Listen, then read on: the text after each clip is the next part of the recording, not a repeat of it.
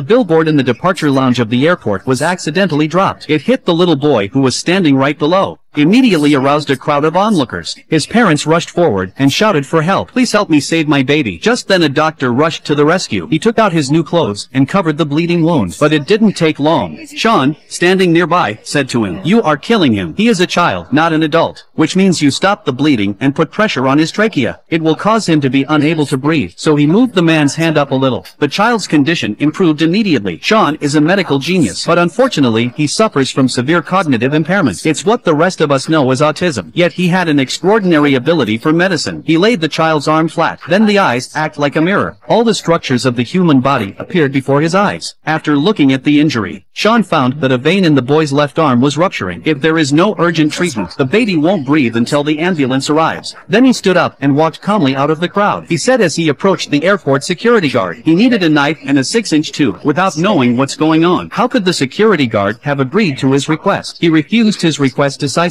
Sean was desperate to save lives. He didn't care about anything else. When the security guard isn't looking, he picked up the knife confiscated at the airport and ran, but was quickly tackled to the ground by security guards. At this moment the boy's mother rushed forward to explain, "He did it to save my son's life." And then with the help of the airport, Sean got everything he needed. First aid is officially underway. Sean poured alcohol on the baby to sterilize it, and then with sterilized blue gloves, slit the transparent pipe with a knife. Insert into wine bottle. After securing with tape, pick up a sharp knife. Cut the area between the two ribs. After you put the tube in, something miraculous happened. The boy was saved. He relies on Sean's homemade check valve. We could have lasted until the ambulance arrived. Applause broke out from the crowd of onlookers. The boy's parents hugged him excitedly. The child was then picked up by the ambulance that arrived. Sean went with the ambulance to the hospital. At this moment, Sean suddenly finds out the boy's electrocardiogram was abnormal. Just a sudden drop in the boy's electrocardiogram. At this point, finally arrived at the hospital. He asked, running after the doctor, "The boy needs an echocardiogram." But when the doctor looked at the data, tell him all his cardiac readings are within normal limits. But Sean just kept saying it. Be sure to do. The doctor rushed to treat the boy. Why would you give a shit about Sean? Got security to kick Sean out. Sean was worried about the boy. He thought of all the entrances and exits to the hospital. He was trying to sneak in, but the security guard was watching him closely. I didn't give him a chance. The boy in surgery had a sudden drop in heart rate. Blood pressure also began to plummet. The doctor suddenly remembered. Sean said we have to get an echocardiogram. She figured Sean knew something. She took Sean to the operating room. Sean said when he saw the boy's electrocardiogram, there is a pitting deformity in the right atrium. Because the boy was smashed with broken glass all over him, the glass could get into the bloodstream, which causes blood to leak out behind the heart. It was so mild that the doctors missed it. The doctor understood all this, so they operated again. Sure enough, they found small pieces of glass in the boy's blood. The boy was eventually saved, and that led to the hospital's curiosity about Sean. They hired this talented kid with autism